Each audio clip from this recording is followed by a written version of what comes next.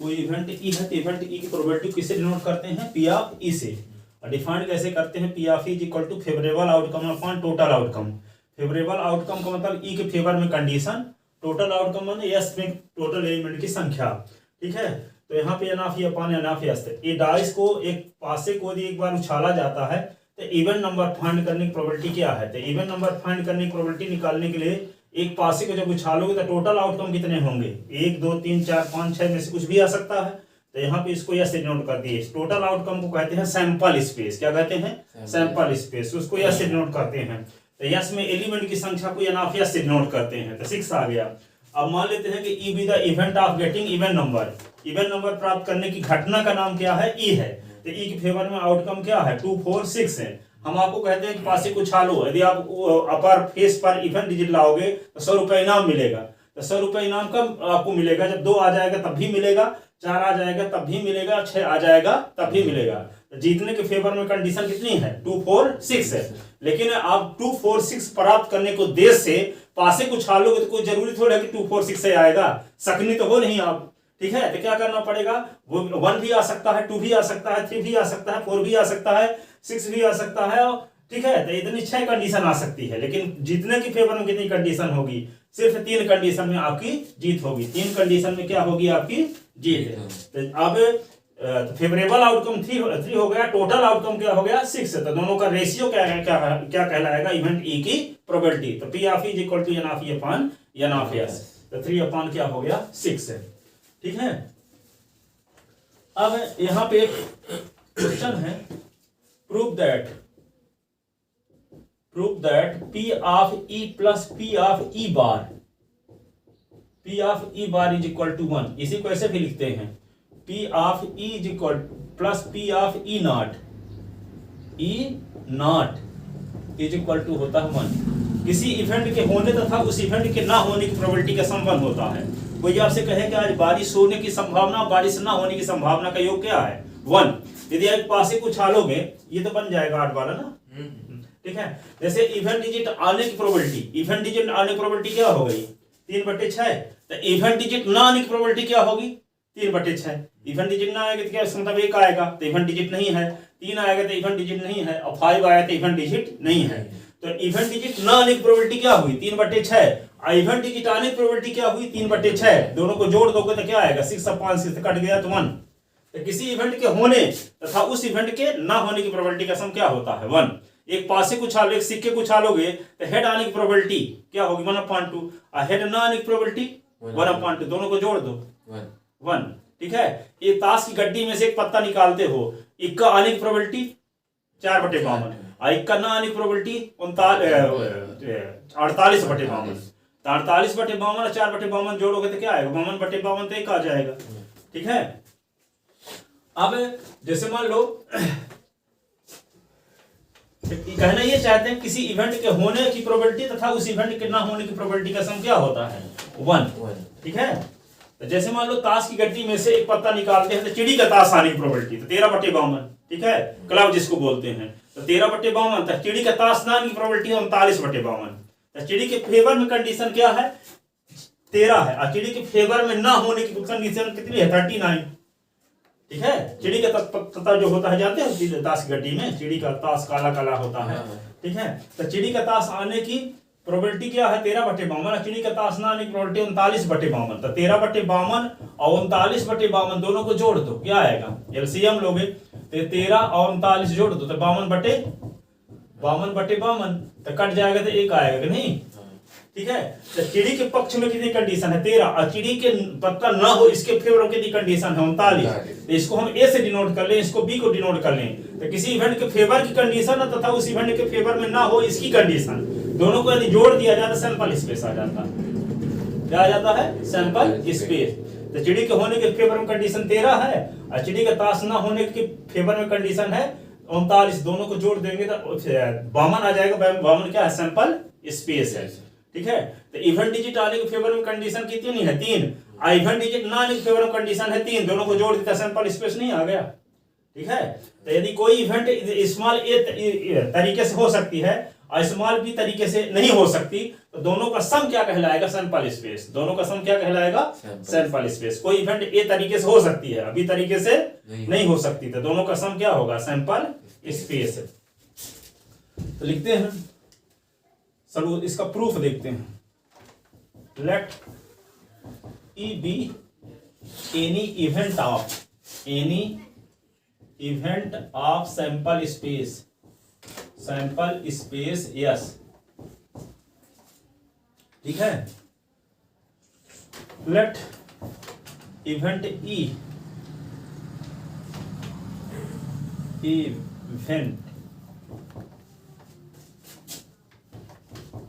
E happening small a ways and event. तो ये not को ही नीचे तरफ जीरो भी लगा कर कह सकते हैं। नॉट डैश लिखते हैं, dash event E does not happening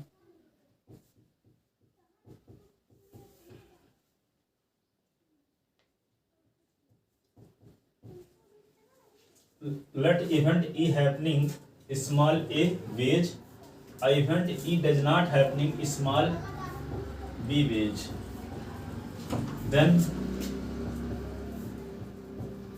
total outcome n of s is equal to a plus b. In this condition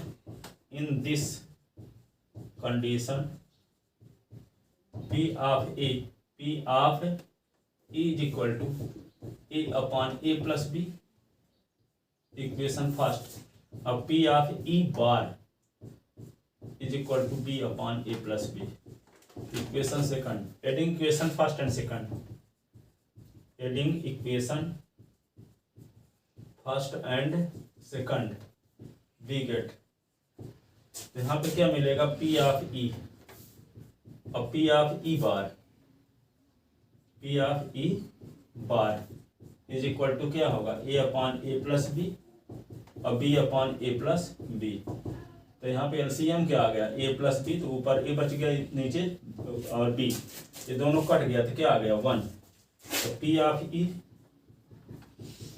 E bar is equal to 1। इसी को लिखते हैं क्या? P of E और P of E not is equal to B, अथवा इसी को लिखते हैं P of E और P of E का dash complement. P of E, इसी को और क्या लिख सकते हैं?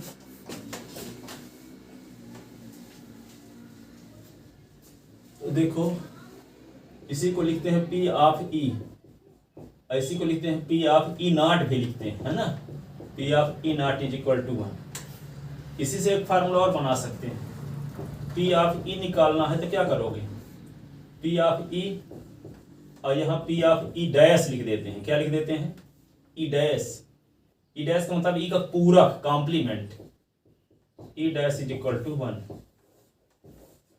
किसी इवेंट के होने तथा उस इवेंट के ना होने की प्रोबेबिलिटी का सम 1 होता है। Note first, P of E is equal to 1 minus P of E bar. P of E bar is equal to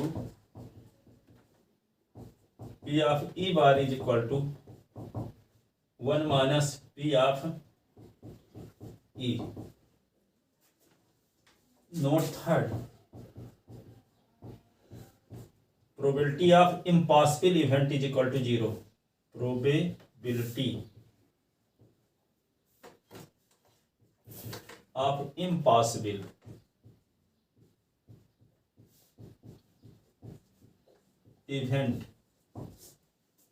Probability of impossible event is equal to 0।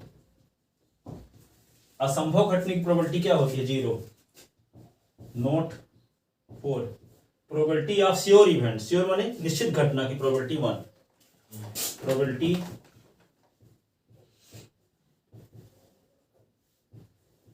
Sure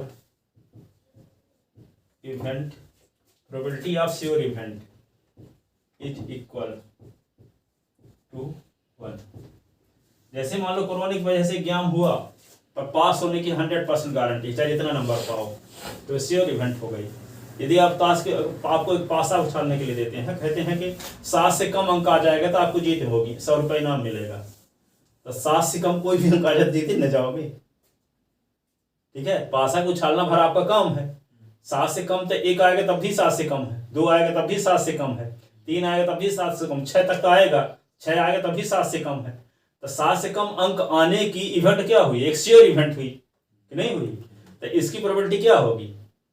1। 100% जीतने की संभावना। ठीक है, तो probability of sure event, sure event को definite event भी बोलते हैं। लिखे देते हैं दोनों का पर्यायवाची, प्रोबेबिलिटी ऑफ डेफिनेट निश्चित घटना इवेंट इज इक्वल टू 1। ठीक है, किसी इवेंट की प्रोबेबिलिटी जो होती है ना 0 से छोटी होती है और ना 1 से बड़ी। नोट 6 है, ट्रू फॉल्स में जैसे आ सकता है, नोट 6 है, तो क्या 0 is less than P of E is less than or equal 1। Probability 0 से लेकर के 1 तक होगी, 0 भी हो सकती है 1 भी हो सकती है, और 0 और 1 के बीच होगी। 1 से अधिक नहीं हो सकती है, 0 से कम भी नहीं हो सकती। ठीक है ना, किसी की भी प्रोबेबिलिटी, किसी भी इवेंट की probability. Note 7 P of, note 7 लिखोगे, ऐसे लिखा है P of E, P of is equal to -3 लिखा है। This is false statement, this is false statement. ठीक है, क्योंकि निगेटिव नहीं हो सकती। अब मान लो यहाँ पे note 7, note 8 P of is equal to आपको दे दिया क्या 23/20, 1 से बड़ा है कि नहीं? This is false statement. ठीक है, 23/20 नहीं हो सकता, 1 से बड़ा नहीं हो सकता। This is false statement. True statement कब रहेगा? जब 0 से शुरू होकर के 1 के बीच रहे। 0 हो सकता है 1 भी हो सकता है, और 0 1 के बीच हो, यानी 1 से छोटा मान हो तो प्रोबेबिलिटी हो सकती है। 1 से बड़ी हो गई तो नहीं हो सकती, 0 से छोटी हो गई तो नहीं हो सकती, निगेटिव में हुए तो नहीं हो सकती। ठीक है ना, तो प्रोबेबिलिटी किसके किसके बीच होगी? 0 और 1 के बीच होगी। 0 भी हो सकता है, 1 भी हो सकता है। रेंज ऑफ प्रोबेबिलिटी, नोट 7 ये 9 range of probability, range of Mohan, doctor Mohan Yadav, तो क्या मत MP. Range of Modi India, range of probability, range of probability, range of probability क्या होगा? क्लोज इंटरवल 0 1, 0 भी हो सकती है 1 भी हो सकती है, 0 और 1 के बीच कोई रियल नंबर भी हो सकती है। क्लोज इंटरवल क्या होगा? 0 1, क्लोज इंटरवल 0 1।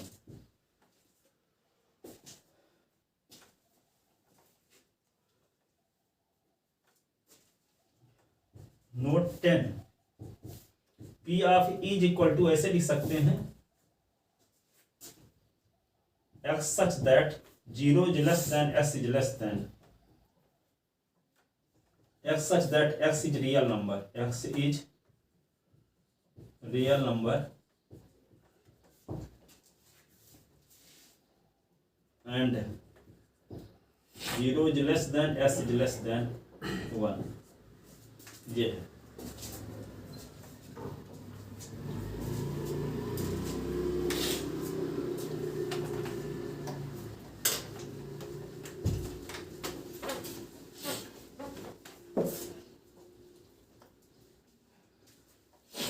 अब देखो exclusive event, exclusive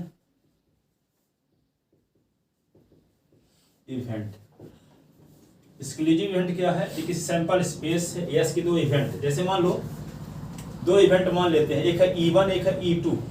E1 event क्या है? इवेंट डिजिटानिक इवेंट है, और E1 डिजिटानिक इवेंट है, और E2 क्या है? 8 डिजिटानिक इवेंट है। तो E1 के फेवर में कंडीशन क्या हुई? इवेंट यहाँ पे 2 4 6 और E2 क्या 8 डिजिट आने की इवेंट है। तो यहाँ पे 1 3 5, तो E1 और E2 का इंटरसेक्शन निकालो तो क्या आएगा, एक भी एलिमेंट नहीं आएगा। कॉमन एलिमेंट है कुछ? तो जब E1 और E2 के इंटरसेक्शन में एक भी एलिमेंट ना हो, क्या हो, एम्प्टी सेट हो, तो E1 और E2 क्या कहलाती हैं, एक्सक्लूसिव इवेंट कहलाती हैं, परस्पर अपवर्जी घटना। E1 E2 के ही इंटरसेक्शन में हाँ, एक भी एलिमेंट ना हो, कॉमन एलिमेंट एक भी ना हो, तो इनको क्या बोला जाता है, इन दोनों इवेंट को म्यूचुअली एक्सक्लूसिव इवेंट बोलते हैं। म्यूचुअली एक्सक्लूसिव इवेंट जब दोनों के इंटरसेक्शन में एक भी एलिमेंट ना हो, क्या हो, एम्प्टी सेट हो दोनों का इंटरसेक्शन। एम्प्टी सेट माने एक भी एलिमेंट ना हो, तो म्यूचुअली एक्सक्लूसिव इवेंट कहते हैं। तो late E1 and E2 are two event of sample space yes, if E1 or intersection E2 is equal to phi empty set, then E1 and E2 are called mutually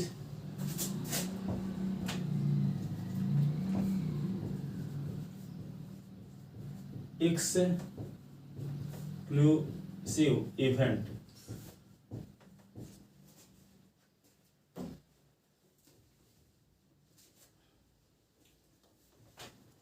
In this condition,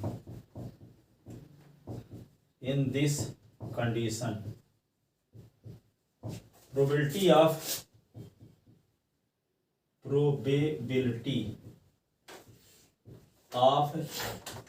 event E1 or E2 is denoted by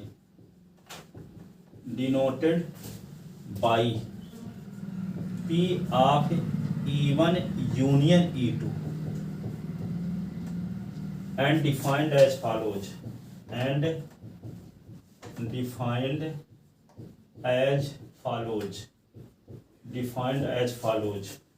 P of E1 union E2 is equal to P of E1 plus P of E2।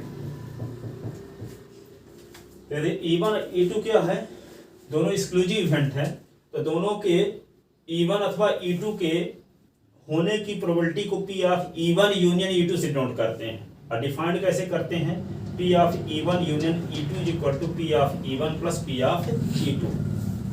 Union लगा रहे तो plus लगा देंगे, union लगा रहेगा तो क्या लगा देंगे, plus.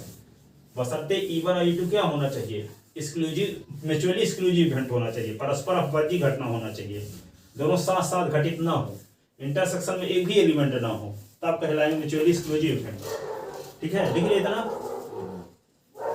P of E1 union E2 is equal to P of E1 plus P of E2।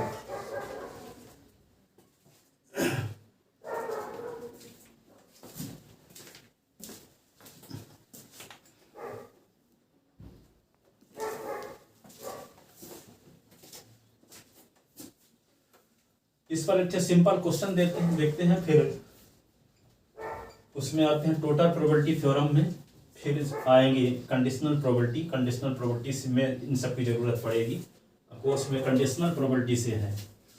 तो देखो आगे तो क्या लिखना था, क्वेश्चन एक लिखते हैं, 2 cubical dice are thrown, 2 cubical dice are thrown, then find the probability of getting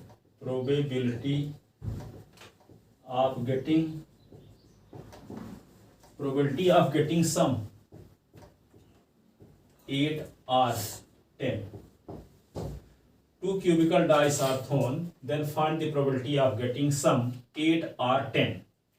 हम कहते हैं कि दो पास एक साथ लेकर आप थ्रो करो, अपर फेस में इसमें भी कुछ डिजिट आएगा, इसमें भी कुछ डिजिट आएगा, दोनों को जोड़ेंगे, यदि 8 आ जाता है तो आपको 100 रुपये इनाम मिलेगा। ठीक है। और फिर ये कहते हैं कि नहीं, कहते हैं बहुत कठिन है आप बोलते हो, तो हम बोलते हैं कि नहीं, एक कंडीशन और आप लगा देते हैं, पहले पास में जो डिजिट आएगा, दूसरे पास में जो डिजिट आएगा, दोनों को जोड़ने से 10 आ जाएगा, तभी इनाम दे देंगे। जीतने के फेवर में 2 कंडीशन है, पहले पास में जो डिजिट आया है, दूसरे में जो आया, दोनों को जोड़ने से 8 आएगा तब भी आपकी जीत होगी, 10 आ जाएगा तब भी आपकी जीत होगी। ठीक है ना। ये क्या है, तो 8 या 10 आने की प्रोबेबिलिटी क्या है, तो पहले हम क्या करेंगे, क्योंकि 8 सम आएगा तो 10 नहीं आएगा, और 10 आएगा तो 8 नहीं आएगा, तो दोनों क्या है, म्यूचुअली एक्सक्लूसिव इवेंट है। ठीक है। तो P ऑफ E1 या E2, यानी 8 या 10 आने की प्रोबेबिलिटी को डिनोट कैसे करेंगे, P of E1 union E2 से, और P E1 की प्रोबेबिलिटी निकाल लेंगे, E2 की प्रोबेबिलिटी निकाल के दोनों को जोड़ देंगे। ठीक है। ऐसा कब होगा, जब दोनों साथ साथ घटित ना हो, अर्थात दोनों के इंटरसेक्शन में एक भी एलिमेंट ना हो। ठीक है। लेकिन ये कहा जाए कि 2 पासे यदि थ्रो करते हो और पहले पासे में जो डिजिट आया, दूसरे में जो आया, दोनों को जोड़ने से 8 आता है तब भी आपकी जीत होगी, या कि ये कंडीशन और लगा देते हैं कि 2 पासे में से पहले पासे में अंक 1 आ जाता है तब भी आपकी जीत होगी। ठीक है। तो क्या हुआ, जब बोलते हैं कि पहले पासे में 1 आ जाएगा तब भी आपकी जीत होगी, और एक कहते हैं पहले पासे में जो डिजिट आया, दूसरे में जो डिजिट आया, दोनों को योग करने से क्या आ जाए, 8 कुछ भी है। नहीं, पहले पासे में मान लो 3 रहेगा तब भी आपकी जीत हो जाएगी, और दोनों का सम 8 आया तभी आपकी जीत होगी। ठीक है। तो यहाँ पे देखो, एक तो कंडीशन ये है आपकी जीतने की फेवर में, तो एक कंडीशन तो ऐसा है कि 3 ले लेंगे और 5, तो दोनों को जोड़ेंगे तो क्या आएगा, 8, तो दोनों का सम 8 भी है, और पहले पासे में अंक 3 भी है, जबकि हम क्या बोले हैं कि अंक 3 आएगा, पहले पासे में अंक 3 आ जाएगा तभी आपकी जीत मानी जाएगी, या योग 8 आएगा तभी आपकी जीत मानी जाएगी। तो दोनों साथ साथ हो सकते हैं ना, पहले पासे में अंक 3 भी है, योग 8 भी आ रहा है, लेकिन जब ये कहते हैं कि 8 आएगा तब आपकी जीत होगी, अथवा 10 आएगा तभी आपकी जीत होगी, तो 8 आएगा तो 10 नहीं आएगा, 10 आएगा तो 8 नहीं आएगा, अर्थात E1 और E2 दोनों क्या है, म्यूचुअली एक्सक्लूसिव इवेंट है, क्योंकि दोनों साथ साथ नहीं हो सकते। लेकिन यदि ये कहा जाए कि सम 8 आएगा तब भी आपकी जीत होगी, और पहले पासे में अंक 3 आ जाए तब भी आपकी जीत होगी, तो दोनों साथ साथ हो सकते हैं। ठीक है। देखो, सम 8 भी है और पहले पासे में अंक 3 भी है, तो यहाँ पे कहने का मतलब ये दोनों इवेंट, एक इवेंट क्या है, सम 8 आना, और दूसरी इवेंट क्या है, पहले पासे पर अंक 3 आना, ये दोनों इवेंट म्यूचुअली एक्सक्लूसिव इवेंट नहीं है, क्योंकि इंटरसेक्शन में भी एक एलिमेंट है। लेकिन जब ये कहा जाए कि सम 8 आए अथवा 10 आए, तो ये वाली म्यूचुअली एक्सक्लूसिव इवेंट है। क्यों, कि सम 8 आएगा तो 10 नहीं आएगा, 10 आएगा तो 8 नहीं आएगा। ठीक है। तो यहाँ पे जब दोनों साथ साथ नहीं घटित हो सकती, तब क्या होता है, म्यूचुअली एक्सक्लूसिव इवेंट होता है। ठीक है ना। तो लिखो, 2 cubical dice are thrown, then find the probability of getting sum 8 or 10। तो यहाँ इसका सलूशन कैसे लिखोगे, if 2 cubical dice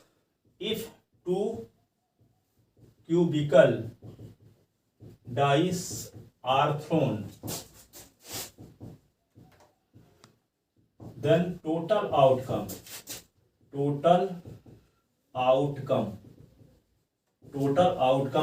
yes is equal to, पहले में 1 आया तो दूसरे में 1 आया, एक कंडीशन ये हुई, 1 2 1 3 1 4 1 5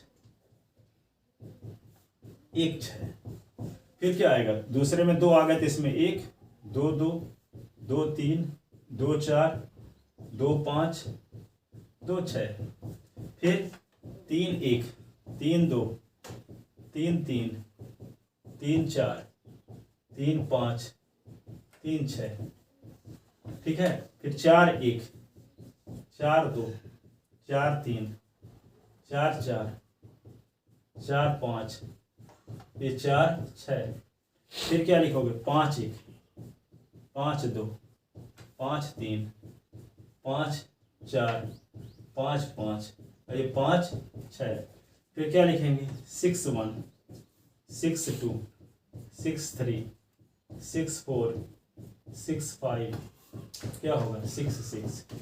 N of S is equal to 6 की पावर 2 बराबर 36 एलिमेंट है इसमें। इतनी कंडीशन आएगी, 2 पासे को उछालोगे इतनी कंडीशन में कुछ आ सकता है। तो टोटल कंडीशन, एक पासे को उछालने पर टोटल आउटकम होता है 6 की पावर 1, अब 2 पास है तो 6 की पावर 2, 3 पास है तो 6 की पावर 3, 4 पास है तो 6 की पावर 4, तो 2 पास में उछाल रहे हैं तो 6 की पावर 2 यानी 36। 36 कौन कौन हो गए दिखा भी दिए आपको। ये है, पहले में एक आया तो दूसरे में एक आया, पहले में एक आया तो 2, 1 3 1 4 5, कोई जरूरी थोड़ी पहले में एक आएगा, 2 भी तो आ सकता है, तो जब 2 आएगा तो पहले में 1 2 2 2 3, इतनी कंडीशन में से कुछ भी आ सकता है। अब ऐसी कौन कंडीशन है जो आ सकती है हम लिखे ना हो, सब लिख दिए। कोई कंडीशन ऐसी बची है कि 2 पासे को उछालेंगे जो कंडीशन आ सकती हो लिखा ना गया हो, सब आ गया। ठीक है, अगर 3 पासे कहीं उछाला गया तो फिर जैसे यहाँ पे ही 2 पासे उछाले आप 2 2 लिखे, 3 उछालेंगे तो एक सेट में 3 लिखेंगे।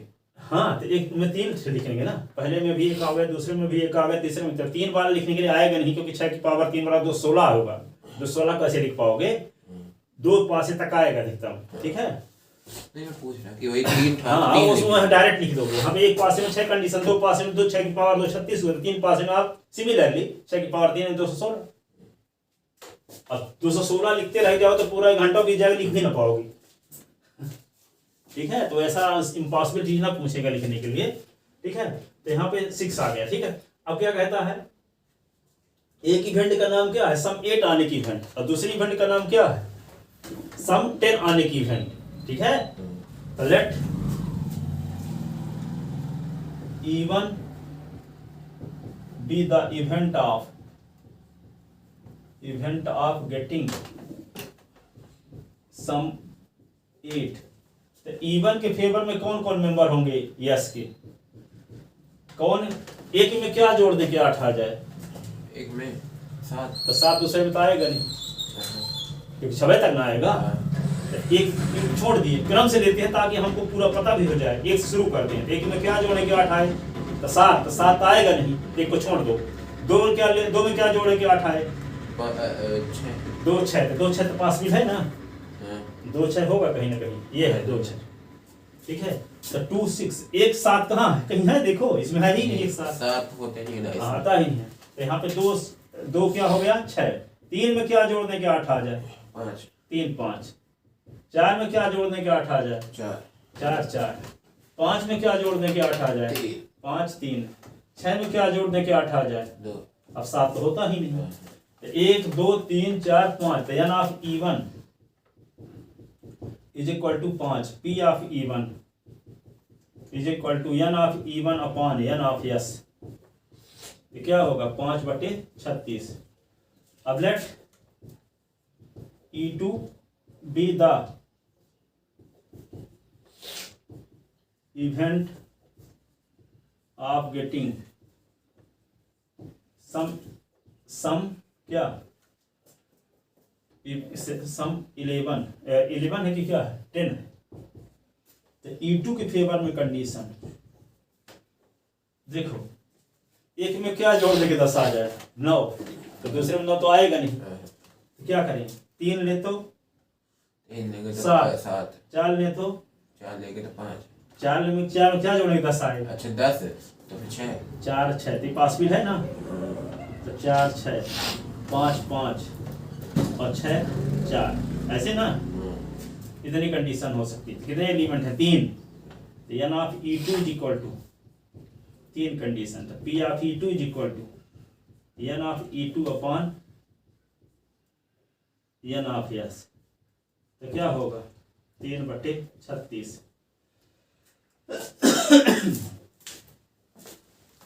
इसमें बताओ ऐसे कितने एलिमेंट हैं जो दोनों में हो, दोनों में हो, हाँ E1 और E2 दोनों में कोई नहीं है, इसका मतलब E1 E2 क्या म्यूचुअली एक्सक्लूसिव है। एक्सक्लूसिव है। क्यों, क्योंकि दोनों के इंटरसेक्शन में एक भी एलिमेंट है, इसका मतलब दोनों के इंटरसेक्शन में फाई है, इम्पटी सेट है। E1 E2 क्या कहलाएंगे, म्यूचुअली एक्सक्लूसिव है। तो ऐसी कंडीशन में दोनों की कंबाइंड प्रोबेबिलिटी E1 या E2 की प्रोबेबिलिटी अन्य प्रोबेबिलिटी क्या निकालना हो तो क्या करते हैं, दोनों को प्रोबेबिलिटी निकाल के जोड़ देते हैं। P ऑफ डिनोट किससे करेंगे, P of E1 union E2 से। ठीक है, तो हियर E1 और इंटरसेक्शन E2 निकालते हैं तो कोई भी एलिमेंट नहीं है, इम्पटी सेट आ गए जिसको हम फाई से डिनोट करते हैं, एक भी एलिमेंट नहीं है इंटरसेक्शन में। ठीक है, तो since E1 intersection E2 is equal to phi. It means, जिसका अर्थ है E1 and E2 are mutually exclusive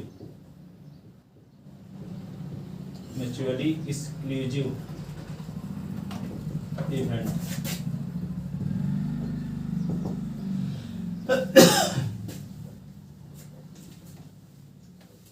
So required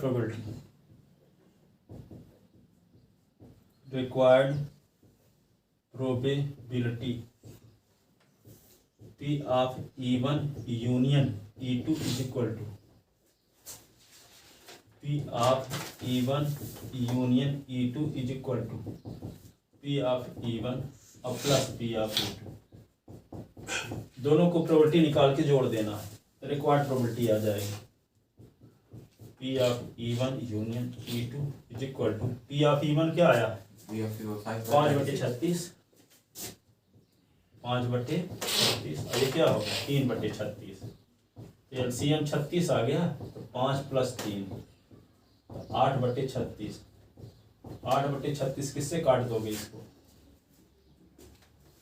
4 से काट सकते हैं, 2/9 2/9।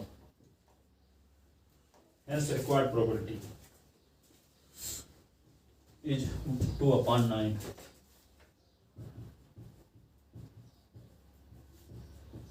Required probability is 2/9। 2/9।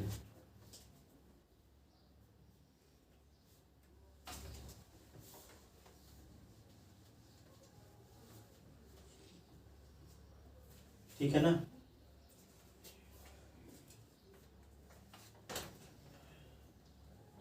अब देखो, जब म्यूचुअली एक्सक्लूसिव इवेंट ना हो, if E1 and E2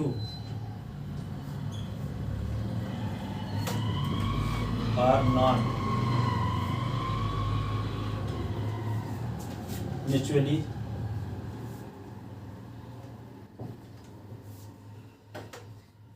exclusive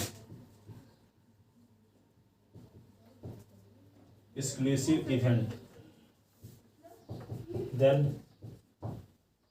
P of E1 union E2 is equal to P of E1 plus P of E2 minus P of E1 intersection E2 होता। जब E1 और E2 क्या हो, mutually exclusive event ना हो, तब P of E1 union E2 is equal to होगा P of E1 plus P of E2 minus P of E1 intersection E2। ठीक है? और जब म्यूचुअली एक्सक्लूसिव इवेंट रहेंगे तो यहाँ पे इसका क्या हो जाएगा, E1 इंटरसेक्शन E2 में 5 एलिमेंट, तो number of element E1 intersection E2 is equal to 0 ना होगा, तो P of E1 intersection E2 is equal to n of E1 intersection E2 upon n of s। तो ये क्या हो जाएगा 0 अपॉन n of s, तो 0 ना हो जाएगा ये, तो यहाँ 0 रख दोगे तो फिर यही बचेगा P of E1 union E2 is equal to P of E1 plus P of E2। ठीक है? जब म्यूचुअली एक्सक्लूसिव इवेंट रहेगा तो इंटरसेक्शन में 5 होगा एलिमेंट, इसका मतलब नंबर ऑफ एलिमेंट गिनो कितने हैं एलिमेंट, एक भी नहीं, तो शून्य रहेगा। तो P of E1 intersection E2 is equal to n of E1 intersection E2 upon n of s, 0 upon n of s, तो 0 हो जाएगा, तो यहाँ 0 रख दोगे तो बचेगा क्या, P of E1 unit E2 is equal to P of E1 plus P of E2। तो म्यूचुअली एक्सक्लूसिव इवेंट है तब फिर यही हो जाएगा, इतना है भाई, ये वाला नहीं रहता।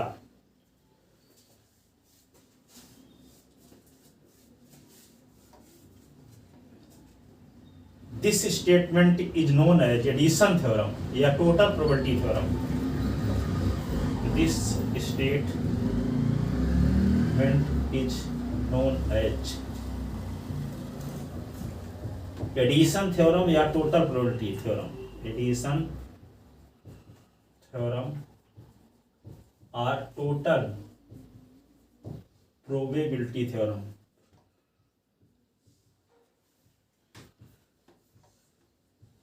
थ्योरम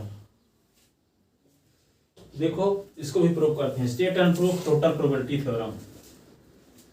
state and proof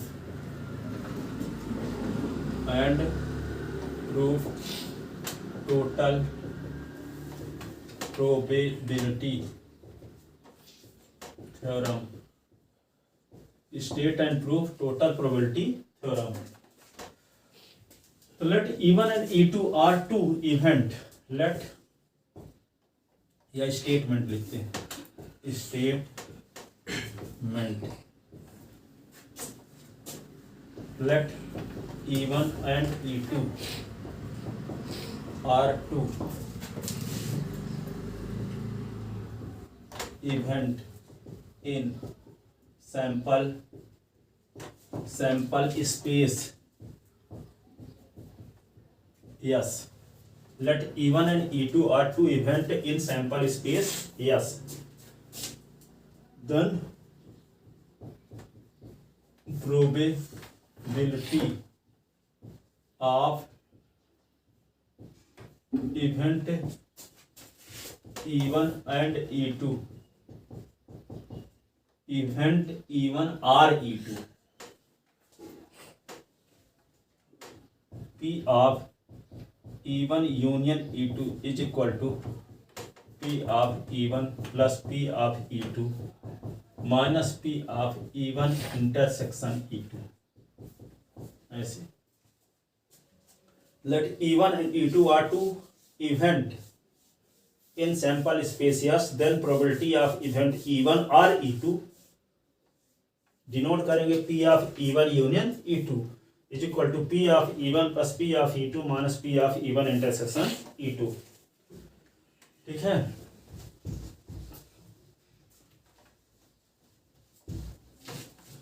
तो लिखेंगे इसका proof.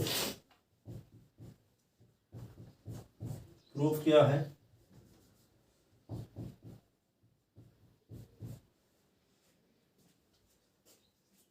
Here given that E1 and E2 are two event in sample space.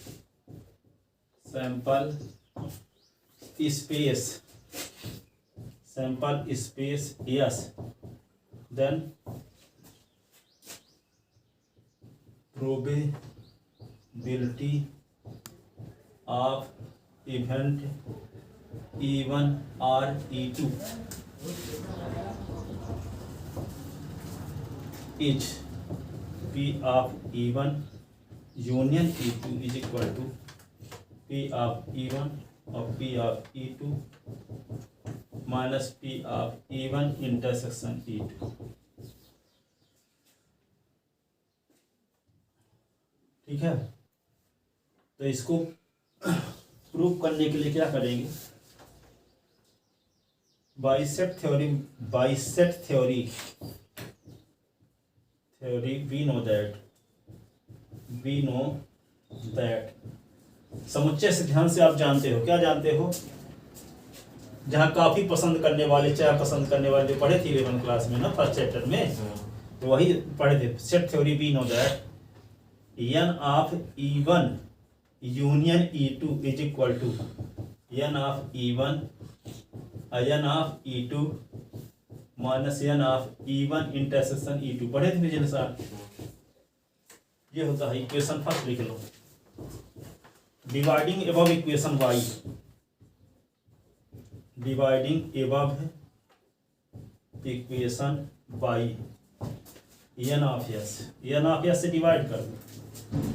तो n of E1 union E2 is upon n of s. तो यहाँ पे n of E1 upon n of s, n of E2 upon n of s, n of E1 intersection E2 upon n of s. तो क्या होगा? P of इसको E1 इंटर्स union E2, P of E1 union E2 is equal to P of E1 plus P of E2 minus P of E1 intersection E2। ठीक है, ये आ गया probability को definition से। किसी इवेंट के फेवर में कंडीशन अपॉन टोटल आउटकम बराबर उस इवेंट की प्रोबेबिलिटी। कैसे लिख दिया गया? By definition of probability. By definition of probability, by definition of probability, P of E1 union E2 is equal to P of E1 plus P of E2 minus P of E1 intersection E2।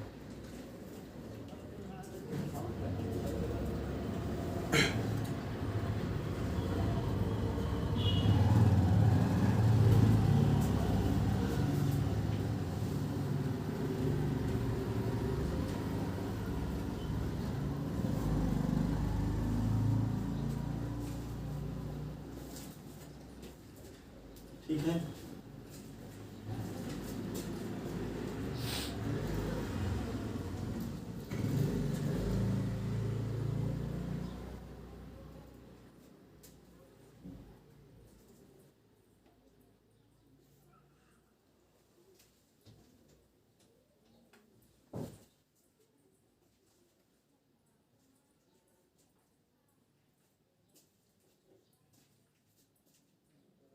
यहाँ पे क्या लिखे? ये error सा लिखे। हाँ n of S से divide है किए सबको। Dividing above equation by n of S. N of S से डिवाइड करते जानते हो, किसी इवेंट के फेवर में condition upon total outcome is equal to probability of E1। यही ना?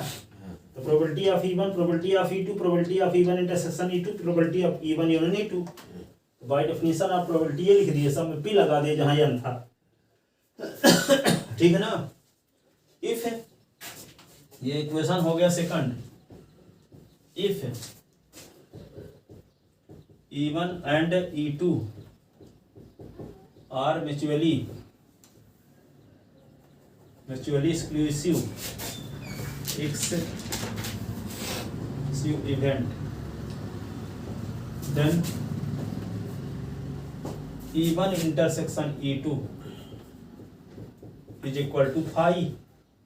In this condition, phi का मतलब समझते हैं, जिसमें एक भी एलिमेंट ना हो। तो n of E1 intersection E2 is equal to 0। तो P of E1 intersection E2 is equal to n of E1 intersection E2 upon n of S. N of S तो 0 अपॉन एन ऑफ एस, तो क्या हो जाएगा? 0 है ना? Putting above value in equation, तो P of E1 intersection E2 is equal to 0। Equation third, putting above value in equation second, putting above value in equation second, P of E1 union E2, P of E1 P of E2 minus 0, P of E1 union E2 is equal to P of E1 plus P of E2, P of E1 P of E2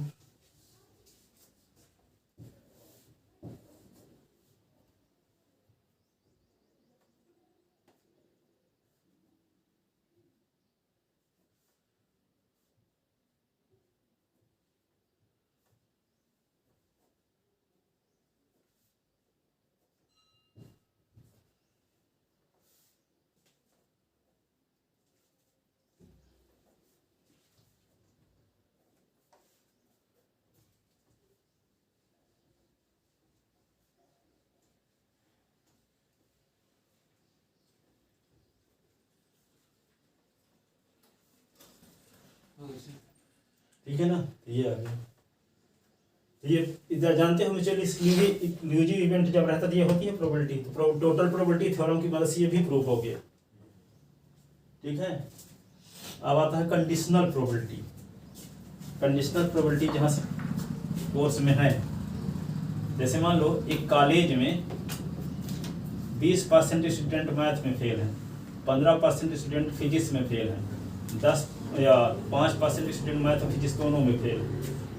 ठीक है, एक class में मान लो, ठीक है, कुछ लड़के बैठे हैं, उसमें 25% मैथ में फेल हैं, फिजिक्स में 15% फेल हैं, 5% दोनों विषय में फेल हैं।